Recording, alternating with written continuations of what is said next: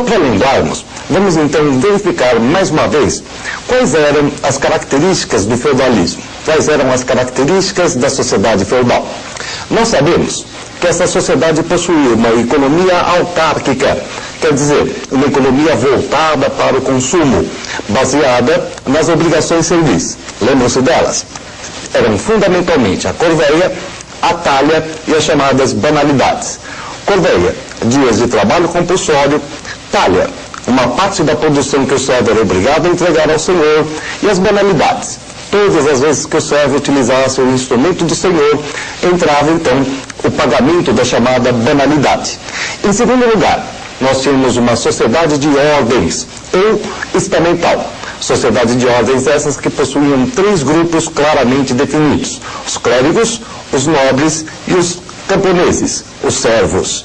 E por último, uma descentralização do poder. Essas 3 que nós podemos então acompanhar no nosso primeiro resumo, que vocês sabem então que vem a ser o seguinte. Primeiro, economia autárquica, que vem a ser então aquela economia voltada para o consumo. Depois, uma sociedade de ordens, ou estamental. E terceiro, uma descentralização do poder. Essas 3 características que nós estamos analisando com vocês, a primeira delas nós analisamos a aula anterior, ou seja, trabalho servil, a baixa produtividade, a tecnologia rudimentar, assim por diante. E agora nós retomamos a chamada sociedade de ordens ou sociedade estamental. Um dos primeiros dados para a gente poder entender a sociedade de ordens é o seguinte: é pensar que o homem medieval não enxergava as coisas como nós tradicionalmente costumamos fazer. Na hora em que ele avistasse, por exemplo, uma árvore, essa árvore não era para ele a realidade. A realidade era aquilo que a árvore escondia. Na mentalidade do homem da Idade Média, aquilo que você vê não é real, não é concreto. Tudo aquilo que é real, tudo aquilo que você pode apalpar, não é verdadeiro. Aquilo que este elemento esconde é que vem a ser o verdadeiro. É uma visão platônica. Eles acreditavam que tudo o que acontecia sobre a face da Terra era uma cópia mal feita de alguma coisa que existia no céu. Por isso, então, eles entendiam a sua sociedade, eles viam a sociedade como sendo uma sociedade funcionalista, trifuncional. Veja bem, nós temos então uma sociedade onde você tem o clérigo, que é o rapaz que ora, aquele que deve orar apenas o tempo todo. O segundo, que é o nobre, que deve guerrear, por isso mesmo chamado também de delator. E o servo, que deve trabalhar, como você pode acompanhar aqui no nosso resumo. Veja bem, o primeiro deles é exatamente o clérigo, que vai cuidar da oração. Olha lá, eles também são chamados de oratores. Você vai dizer, pô, mas de repente um grupo de pessoas inteirinho que fica rezando o tempo inteiro. É verdade. Para nós pode parecer uma coisa assim meio ridícula, mas para um homem da Idade Média, que tinha uma expectativa de vida de no máximo cerca de 30 a 35 anos, com cerca de 10 anos a pessoa já era considerada praticamente um ser humano adulto, este homem está muito mais preocupado em salvar a sua alma do que verdadeiramente salvar a sua vida. Por isso o padre muitas vezes é visto também como um guerreiro.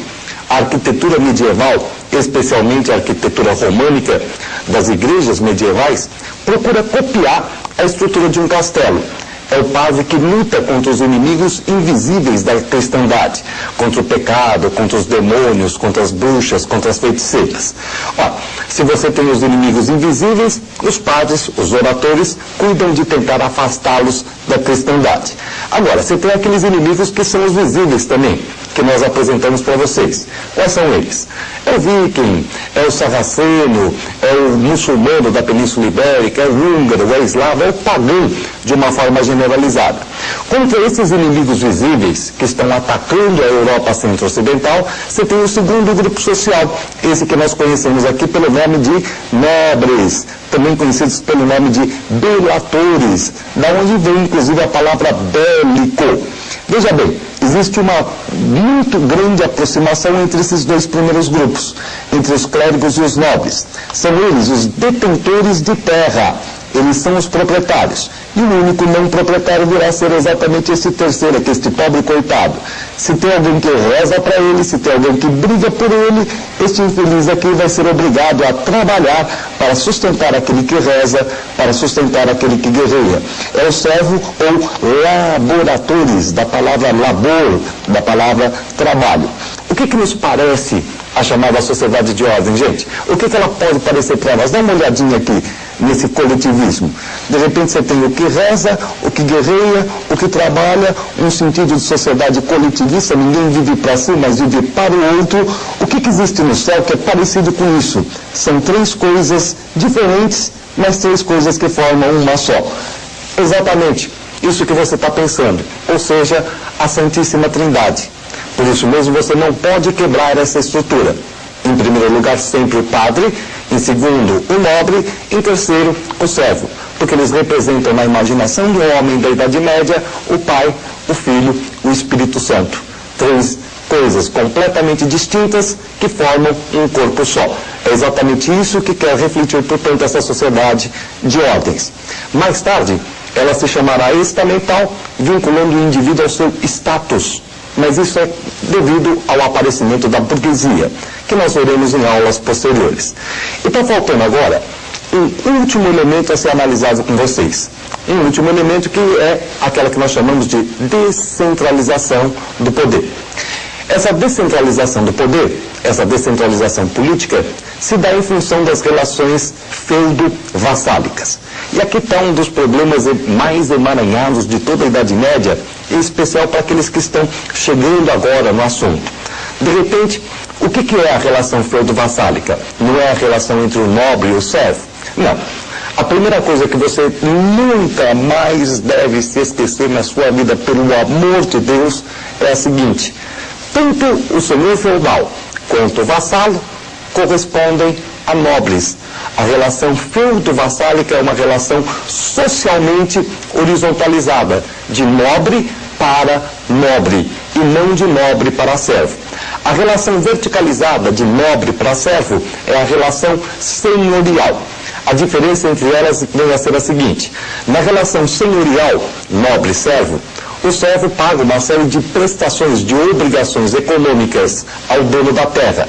Então você tem uma relação socioeconômica. Na relação feudal, o senhor provê sustento em troca especialmente de prestações militares. Portanto, nobre com nobre, vassalo sempre um nobre.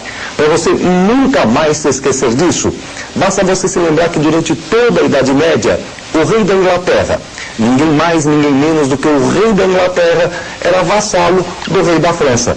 Quer dizer, então, olha lá, vassalo é sempre um nobre, e a relação feudo-vassálica é uma relação horizontalizada. Isso posto, vamos então pensar no seguinte: de repente, se o vassalo é um nobre, se o senhor é um nobre, qual a diferença entre os dois? A diferença entre os dois é essa que você pode observar no nosso resumo. Olha só, o senhor feudal é aquele que concede o feudo. E aqui existe um outro tipo de problema dentro da estrutura que nós estamos analisando. Em geral, todo mundo pensa que feudo é um pedaço de terra. E não é. Feudo pode ser um pedaço de terra, não é necessariamente. Feudo significa tão única e exclusivamente sustento. Se o senhor te der, por exemplo, 300 cabeças de gado por ano, em troca da sua prestação militar, ele está te dando um feudo. Se o senhor te der direito a cobrar pedágio numa ponte do senhorio dele, esse pedágio é um feudo. Ele pode te dar um pedaço de terra? Pode, mas não é obrigatório que o feudo seja a terra, tá? Portanto, o feudo significa sustento. O nobre que dá sustento, o nobre que dá feudo, é aquele senhor feudal. O nobre que recebe o feudo presta um juramento de fidelidade, que nós também chamamos de homenagem. Extremamente sacralizado, ele vai para dentro da igreja, fica lá, recebe óleo, passa um óleo na cabeça, nos ombros, no peito, nas costas, nas três pernas, passa um óleo, tudo que ele puder. Quanto mais santo tiver dentro da sala, melhor, mais forte é o juramento. Eles terminam esse juramento trocando um ósculo, um beijo na boca, tá? E aí o Senhor entrega para ele um pedacinho daquilo que é o feudo cedido. E o que ele está esperando em troca? Diversas obrigações do vassalo. Por exemplo, se o senhor for preso, o vassalo deve contribuir no pagamento de resgate. A filha do senhor vai casar, o vassalo tem que colaborar no dote da filha. O filho do vassalo vai se tornar cavaleiro, o vassalo tem que colaborar na compra da armadura. Teve festinha no castelo do senhor, o vassalo é obrigado a levar presente. Mas o que interessa realmente é que o vassalo fica comprometido a prestar 40 dias de serviço militar dentro das tropas do senhor. Então, o que mais interessa ao senhor feudal na concessão do feudo? Exatamente esses 40 dias de serviço militar obrigatório. Quanto mais vassalo você tiver, maior é o exército que você pode reunir em determinadas épocas do ano. É possível ser vassalo de 1, de 3, 4 pessoas ao mesmo tempo? É. Por isso mesmo que a relação feudo-vassálica promove a fragmentação do poder político. E o rei? Como é que o rei fica nessa situação toda dentro do esquema feudal? Dá uma olhadinha aqui no nosso resumo e você vai perceber exatamente aquilo que acontece com o rei. O rei, gente, é nada mais, nada menos do que um senhor entre os senhores. Ele é um senhor entre os senhores. Nada além disso. Veja, se na relação feudo-vassálica, senhor concede o feudo, concede sustento, vassalo presta homenagem, o que mais interessa ao senhor é exatamente a prestação dos 40 dias de serviço militar, são os vínculos militares. O rei é nada mais, nada menos do que também um senhor. Ele só vai mandar naqueles que são os seus vassalos. É claro que ele possui uma autoridade maior que a autoridade régia, só que essa sem vassalos e sem a posse de terra, fica apenas como a do suzerano entre os suzeranos. Mas é importante que se frise também, apesar de existirem vassalos mais poderosos do que o próprio rei, nenhum desses vassalos, dia nenhum, resolveu tomar para si o título